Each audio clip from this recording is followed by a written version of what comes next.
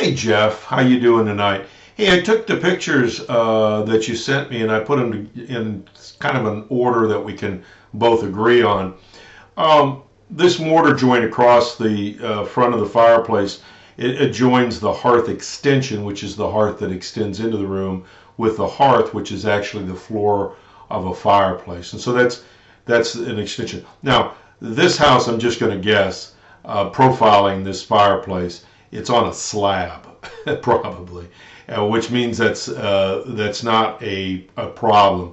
The argument here is that if it's on a crawl space, there's a wood beam that runs up underneath there because the hearth extension is on the house foundation and the hearth of the fireplace is in the fireplace foundation. So there would be a wood beam along here, and you wouldn't want hot ashes to go down there.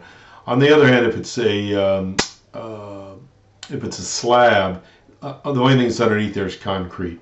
But to be honest with you, to replace that joint, to rejoin this all the way across, is nickel and dime. I mean, it's dirt cheap. Smoke chamber. 8 by 13s, and that's what I think this is, an 8 by 13 flue. This in the smoke chamber is actually a clay. It's not a Rumsford, but it's a Rumsford style clay smoke chamber, which means there's no openings in it, so there's nothing there to repair. So if this is the smoke chamber, and I believe it is because this is the steel lintel right here, then there's nothing there to repair.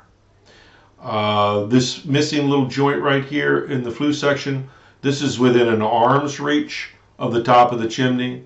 The reason I know that is because he took this with a handheld digital camera, which means he can only go so far with it. Whatever the arm's length is, that hole can be patched with refractory cement. I'd say the whole shoot and match could be done for under $250, maybe $300. But anyway, run it by your buyers or your sellers, whoever's involved, and see if they agree or disagree. You can always get a second opinion by another chimney service, or I'd be more than my pleasure, if you don't mind waiting a little bit, to come by and give you an inspection. So I'll leave it totally up to you, but it looks like somebody was trying to take advantage of you, and I have a feeling I know the chimney company that was doing that. So anyway, we'll let that go, and I'll send this off to you right away. Have a good night.